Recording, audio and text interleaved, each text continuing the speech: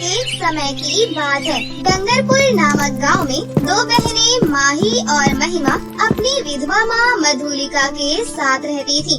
कुछ समय पहले ही मधुलिका के पति का निधन हो गया था। मधुलिका अपनी दोनों बेटियों का पालन पोषण करने के लिए सिलाई किया करती थी। माही तो बहुत अच्छे स्वभाव की थी, पर वो कभी भी अपनी माँ से किसी चीज की फरमाइश नहीं करती थी। लेकिन महिमा, उसे तो बस हमेशा अपनी सहेलियों के साथ पार्टी करने के लिए पैसे चाहिए थे। लेकिन माँ की तकलीफ वो नहीं समझती थी। ऐसे ही समय बीत रहा था। कुछ समय बाद स्कूल में एग्जाम हो रहा था, लेकिन महिमा एग्जाम देने नहीं जाती, जिससे माही को उसकी चिंता होने लगती है और वो अपनी बहन को एग्जाम देने के बाद ढूंढने जाती है। तो उसे पता चलता है कि वो एक क्लब में अपनी सहेलियों के साथ पार्टी कर रही है। तभी माही महिमा को एक जोर का थप्पड़ मारकर कहती है, महिमा, आज एग्जाम था और तुमने एग्जाम भी नहीं दिया, ऊपर से क्लब में अपनी आवारा दोस्तों और सहेलियों के साथ पार्टी कर रही हो। मम्मी कैसे पाई पाई जोड़कर स्कूल की फीस जमा करती है और तुम पूरे साल की फीस इस तरह से बर्बाद कर रही हो। महिमा, ये तो गलत बात है ना? सुन बहन जी, मैं तेरी तरह नहीं हूँ जो बस माँ की चमची बनकर उनके आगे पीछे घूमती रहूँ। मुझे अपनी जिंदगी एंजॉय करनी है। आज मेरी सहेली का बर्थडे था, इसे मैं छोड़कर एग्जाम देती, एग्जाम तो मैं दोबारा भी दे दूंगी। और वैसे भी तो मुझसे जलती है, क्योंकि आए दिन मैं पार्टी करती रहती हूँ और तुझे कोई घास भी नहीं डालता। क्यों दोस्तों, मैं सही कह रही हूँ ना? यार, तेरी इस गवार बहन ने यहाँ आकर सारी पार्टी का मजा ही खराब कर दिया। इसे यहाँ से भगा दे। चल बहन, अब मेरी पार्टी खराब मत कर और निकल जा यहाँ से। अपनी सहेली की बातें सुनकर महिमा अपनी सगी बहन को पार्टी से धक्के मारकर निकाल देती है। माही को बहुत दुख होता है और वो रोते हुए घर वापस आ जाती है। इधर मधुलिका की तबीयत भी ठीक नहीं थी, इसलिए वो अपनी माँ को अपनी बहन की शिकायत नहीं करती, क्योंकि मधुलिका की तबीयत और ज्यादा खराब हो जाती। और जब कुछ दिनों के बाद रिजल्ट का दिन आ जाता है, तो महिमा का रिजल्ट देखकर मधुलिका चौंक जाती है और वो गुस्से से लाल पीली हो जाती है। फिर महिमा की बहुत ज्यादा पिटाई करती है और उससे कहती है, क्यों रे महिमा, तू कैसे फेल हो सकती है? तू तो रोज ट्यूशन भी जा रही थी और तुम्हारा कोई एग्जाम भी नहीं छूटा, फिर फेल कैसे हो गई? तूने जब भी जितने भी पैसे मांगे मैंने कैसे भी करके दिए, तेरी हर जिद मैंने पूरी की, फिर भी तू फेल हो गई। वहीं माही को देखो, वो पूरे स्कूल में फर्स्ट आई है। इसने तो ना ही कोई ट्यूशन लिया, ऊपर से घर का सारा काम भी करती थी। अरे बेटा, मैं कितनी मेहनत से पैसे कमाती हूँ और तुम्हारे स्कूल की फीस जमा करती हूँ और तुम हो कि फेल हो गई। मम्मी, अगर मैं पास नहीं हुई तो इसमें मेरी क्या गलती? मैंने तो पूरी मेहनत की थी। अब स्कूल वालों ने ही मुझे फेल कर दिया, तो इसमें मैं क्या कर सकती हूँ? आप हमेशा मुझे ही सुनाते रहती हैं। इस माही की बच्ची को तो कुछ नहीं कहती। आप तो मेरे साथ ऐसा बर्ताव करती है जैसे मैं आपकी सौतेली बेटी हूँ। ऐसा बोलकर महिमा गुस्से में अंदर चली जाती है। ऐसे ही समय बीत रहा था। मधुलिका एक दिन मार्केट से घर वापस आ रही थी कि तभी रास्ते में उसका एक्सीडेंट हो जाता है। जब इस बात की खबर माही और महिमा को लगती है, तो दोनों बहनें तुरंत हॉस्पिटल पहुंचती हैं। मधुलिका के इलाज में बहुत ज्यादा पैसे खर्च हो जाते हैं। घर में सिर्फ मधुलिका काम करने वाली थी और वही चारपाई पर बैठ जाती है। अब घर में जो भी राशन था, धीरे धीरे वो भी खत्म हो जाता है। तभी महिमा बहुत गुस्से में अपनी माँ से कहती है, मम्मी, जब आपको हमें ऐसे ही नर्क जैसी जिंदगी देनी थी, तो फिर आपने हमें पैदा ही क्यों किया? हम दाने दाने के लिए तरस रहे हैं। पहले आप सिलाई करके 4 पैसे कमा लिया करती थी, अब तो आप भी चारपाई पर बैठी रहती है। मेरे दोस्तों में मेरी कितनी इंसल्ट हो रही है ये मैं ही जानती हूँ। उनसे उधार ले लेकर इतना ज्यादा कर्जा हो गया है मेरे ऊपर, और आपको तो कोई चिंता ही नहीं है कि आपकी बेटी की जिंदगी में क्या हो रहा है क्या नहीं हो रहा। आप तो बस आराम से चारपाई पर पड़ी रहती हो। महिमा, ये हमारी माँ है और तुम जानती हो पिताजी की मृत्यु के बाद उन्होंने ही हमें किस तरह से पाल पोस कर इतना बड़ा किया, हमें पढ़ाया, पहनने के लिए कपड़े दिए, खाना खिलाया, और आज तुम हमारी माँ को उल्टा ताने दे रही हो, जबकि आज उनको हमारी जरूरत है। माँ, आप चिंता मत कीजिए, मैंने कुछ सोचा है। क्या बेटा, क्या सोचा है तुमने? माँ, मैंने सोचा है कि महिमा और मैं हम दोनों आपका सहारा बनेंगे। हम दोनों काम करने जाएंगे, जो भी काम मिलेगा वही काम करेंगे और पैसे कमाएंगे। महिमा को हमने बहुत सर पर चढ़ा लिया। जब तक ये काम करके पैसे नहीं कमाएगी तब तक इसे पैसों की अहमियत का अंदाजा नहीं होगा कि पैसे कितनी मेहनत से कमाए जाते हैं। महिमा पहले तो माही के साथ काम पर जाने के लिए मना कर देती है, लेकिन जब मधुलिका उसे घर से बाहर निकालने की धमकी देती है तो वो चुपचाप काम पर जाने के लिए तैयार हो जाती है।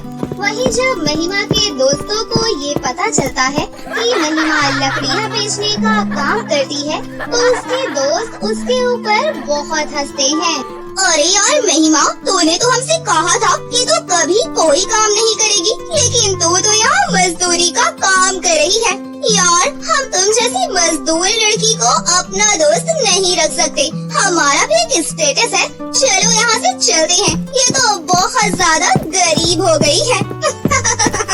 इस माही की बच्ची की वजह से आज मेरी सहेलियों में मेरी इतनी इंसल्ट हो रही है। अगर ये माँ को मेरे खिलाफ नहीं भड़काती तो आज मेरी सहेलियों में मेरी इंसल्ट नहीं होती। ये सब कुछ इस 2 टके की बहन जी की वजह से हुआ है। मेरी सभी अमीर सहेलियाँ मुझे छोड़कर चली गई। अब मैं तुझे नहीं छोड़ूंगी, तुझे तो मैं अच्छी तरह से सबक सिखाऊंगी। ऐसा बोलकर महिमा माही से और भी ज्यादा नफरत करने लगती है। फिर भी दोनों बहनों को लकड़ी बेचकर जो भी पैसे मिलते हैं उसे लेकर वो घर आ रही थी कि तभी रास्ते में उन्हें एक बूढ़ी औरत मिलती है। उनके पास एक छोटी बच्ची थी जो बहुत ज्यादा बीमार थी। वो बूढ़ी औरत दोनों बहनों से कहती है, सुनो बेटी, मेरी मदद करो, मेरी पोती बहुत ज्यादा बीमार है। अगर इसका समय पर इलाज नहीं हुआ तो ये मर जाएगी। मेरी मदद करो बेटी। क्यों रे बुढ़िया, तेरा दिमाग तो खराब नहीं है? पूरे दिन हमने लकड़ियाँ काटी, इतने धूप में अपना पसीना बहाया और उसको बेच कर आए हैं। इतनी मेहनत से हमने पैसे कमाए और तुझे क्या लगता है कि हम तुझे इतनी आसानी से हमारे पैसे दे देंगे? नहीं, तेरी पोती मरती है तो मर जाए, लेकिन हम तुझे कोई पैसे नहीं देने वाले। ये साले भिखारी कहीं से भी आ जाते हैं मुँह उठाकर। महिमा, देखो तो इनकी पोती कितनी ज्यादा बीमार है। अगर एक इंसान दूसरे इंसान के काम नहीं आएगा तो कौन आएगा? हमें इनकी मदद करनी चाहिए। अगर हम एक समय खाना नहीं खाएंगे तो क्या हो जाएगा? किसी की जान तो बच जाएगी। ये लीजिए अम्मा जी पैसे। इसके बाद माही बूढ़ी औरत को पैसे दे देती है और वो बूढ़ी औरत पैसे लेकर वहाँ से चली जाती है। माही की बच्ची, तू खुद को क्या समझती है? जब देखो समाज सेवा करने के लिए सबसे आगे आकर खड़ी हो जाती है। मैंने तो कुछ पैसे छुपा कर रखे थे। अगर सारे पैसे तुझे दे देती तो आज हमें भूखे पेट ही सोना पड़ता। इसी तरह दोनों बहनें कुछ दूर और चलती हैं, तो उन्हें बहुत ही ज्यादा चमचमाता हुआ सोने का लहंगा नजर आता है, जिसे देखकर दोनों बहनें ही चौंक जाती हैं कि तभी वहाँ पर एक परी आती है और वो दोनों बहनों से कहती है, तुम दोनों का मेरे इस जंगल में बहुत बहुत स्वागत है। शायद तुम रास्ता भटक गई, तभी तो यहाँ पर आई हो, वरना यहाँ पर कोई नहीं आता। और तुमने ये जादुई सोने का लहंगा भी देख लिया है। अब ये जादुई सोने का लहंगा तुम दोनों बहनों में से किसी एक का ही हो सकता है। और तुम जानती हो ये जादुई सोने का लहंगा कितना ज्यादा शक्तिशाली है। इससे तुम जो भी कुछ मांगोगी वो तुम्हें तुरंत दे देगा। सोना, हीरे जवाहरात, पैसे, कुछ भी। हाँ हाँ परी जी, ये जादुई सोने का लहंगा मुझे चाहिए। नहीं, ये तुम्हें ऐसे ही नहीं मिलेगा। इसके लिए तुम्हें किसी की बलि चढ़ानी होगी, और वो बलि किसी और की नहीं बल्कि किसी इंसान की होनी चाहिए। परी जी, मैं आपको एक इंसान की बलि चढ़ाकर देने के लिए तैयार हूँ। ये रही मेरी बहन, इससे मैं बहुत ज्यादा नफरत करती हूँ। हमेशा माँ की लाडली बनी फिरती है और इसी की वजह से मुझे काम भी करना पड़ रहा है, और मेरी सहेलियों में मेरी बहुत ज्यादा इंसल्ट भी होती है। इसलिए मैं अपनी बहन को मारने के लिए तैयार हूँ, लेकिन मुझे ये जादुई सोने का लहंगा दे देना। मैं इस जादुई सोने के लहंगे के दिए हुए धन दौलत से अब अपनी सहेलियों के साथ खूब इंजॉय करूँगी। माही, तुम्हारी बहन तुम्हारी बलि चढ़ाने के लिए तैयार है। अगर तुम अपनी बहन की बलि चढ़ाने के लिए तैयार हो तो ये सोने का लहंगा तुम्हें भी मिल सकता है। ये ऑप्शन तुम्हारे पास भी है।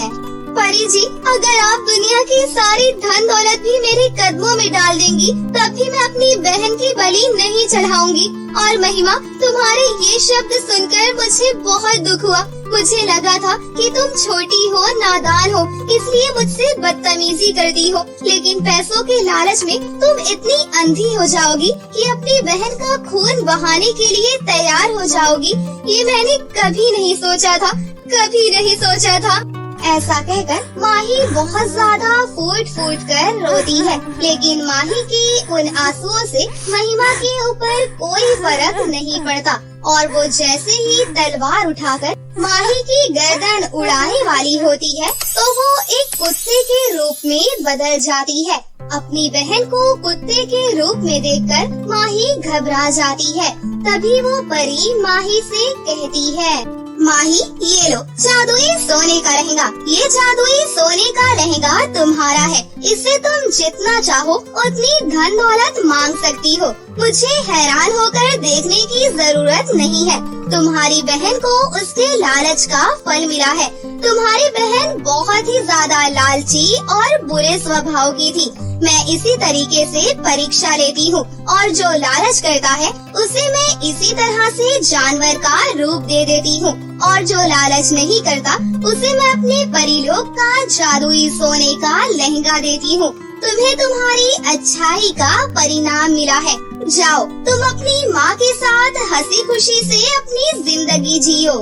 लेकिन परी जी, महिमा मेरी छोटी बहन है और मेरी बहन कुत्ता बनकर अपना जीवन यापन करे, ये मुझसे नहीं देखा जाएगा। आप मेरी बहन को ठीक कर दो, चाहे तो आप जादुई सोने का लहंगा मुझे मत दो। मैं अपनी गरीबी में ही खुश हूँ, बस मेरी बहन को वापस से इंसान बना दो। माही, तुम कितनी अच्छी हो। तुम्हारी बहन ने तुम्हारे साथ कितना बुरा किया, वो तुम्हें मारने के लिए भी तैयार हो गई, फिर भी तुम अपनी बहन के बारे में सोच रही हो। सच में सिर्फ तुम्हारी अच्छाई की वजह से ही मैं तुम्हारी बहन को इंसान बना रही हूँ। इतना कहकर परी महिमा को कुत्ते से इंसान बना देती है। महिमा ये सारी बातें सुन रही थी तो उसे अपने किए पर बहुत पछतावा होता है, और वो माही से माफी मांगती है। दीदी, मैंने हमेशा आपके साथ कितना बुरा किया। आपको कभी भी बड़ी बहन नहीं माना, यहाँ तक कि आपको मारने के लिए भी तैयार हो गई। फिर भी आपने मेरे लिए इतना सब कुछ किया। दीदी, आप बहुत अच्छी हैं। आपके अच्छे स्वभाव की वजह से ही माँ आपसे बहुत प्यार करती है।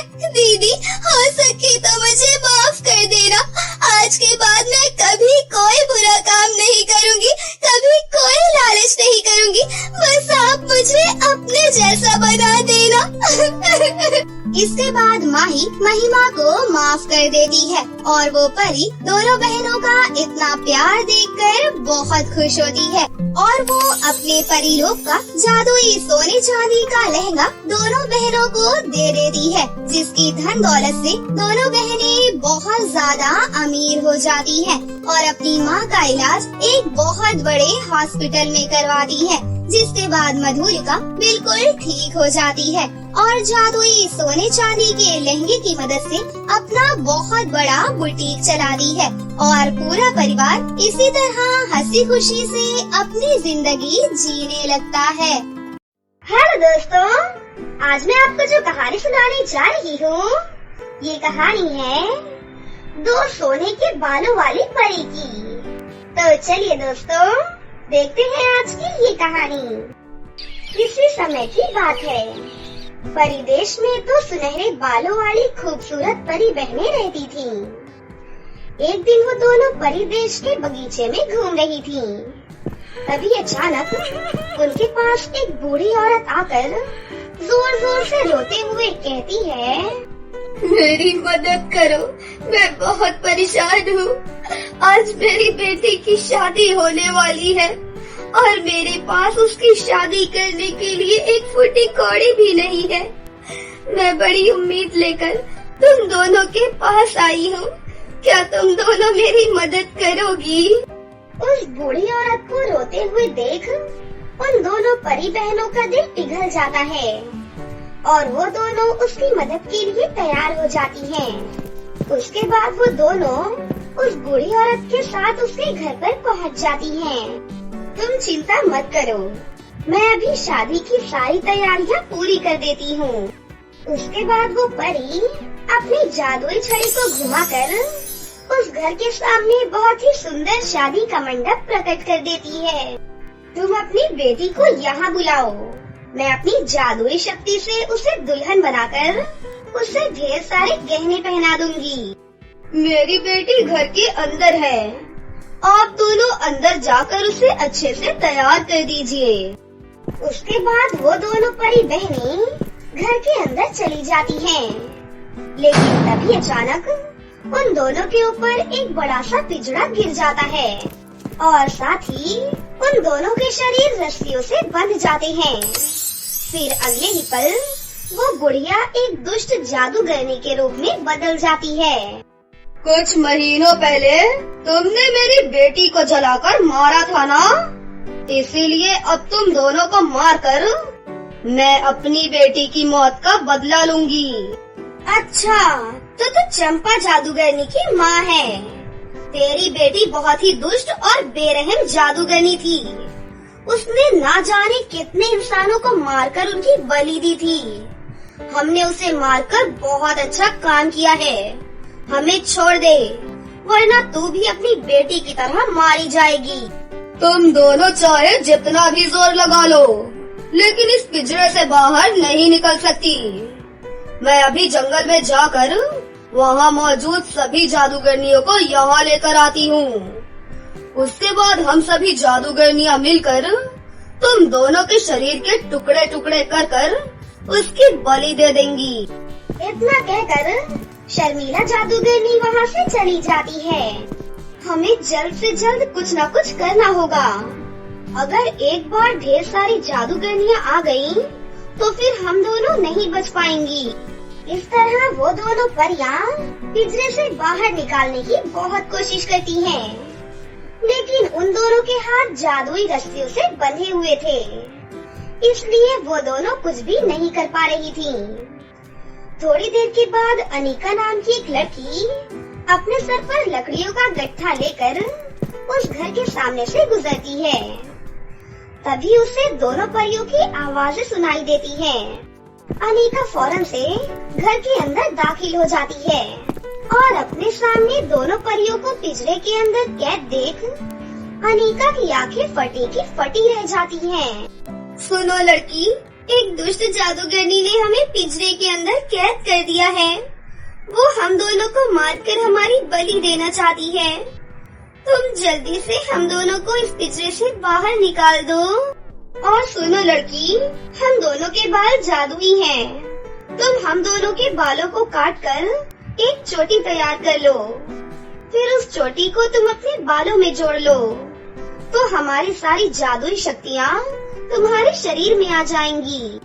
ये सुनकर अनीका एक छोटी सी कैंची निकाल लेती है और एक एक कर उन दोनों परियों के बालों को काटकर इकट्ठा करने लगती है। फिर अनीका उन दोनों के बालों को जोड़कर एक बड़ी सी चोटी तैयार कर लेती है। इसके बाद वो उस चोटी को अपने बालों में जोड़ लेती है। फिर अगले ही पल अनीका के अंदर बहुत सारी जादुई शक्तियाँ आ जाती हैं। अब मैं तुम दोनों को आसानी से पिंजरे से बाहर निकाल दूंगी, तुम घबराओ मत। इतना कहकर अनीका पिंजरे को तोड़ने के लिए आगे बढ़ती है, लेकिन तभी अचानक शर्मीला जादूगरनी 4 और खतरनाक जादूगरनियों को लेकर वहाँ पर आ जाती है। अरे ये क्या? ये लड़की तो इन परियों को बाहर निकालने की कोशिश कर रही है। सुन लड़की, तूने यहाँ आकर बहुत बड़ी भूल कर दी। अब हम तुझे जिंदा नहीं छोड़ेंगे। चलो सब मिलकर इस लड़की को मार डालो। लेकिन तभी अनीका अपनी चोटी से कुछ बाल तोड़कर शर्मीला और उसके साथ आई सभी जादूगरनियों के ऊपर फेंक देती है। फिर अगले ही पल उन बालों की शक्ति से सभी जादूगरनियों का आकार बहुत छोटा और नाटा हो जाता है। अरे ये लड़की तो हमसे भी बड़ी जादूगरनी निकली। इसने हमारा शरीर छोटा कर दिया। शर्मीला, तूने हमें किस मुसीबत में फंसा दिया। हाँ, तूने बिल्कुल सही कहा।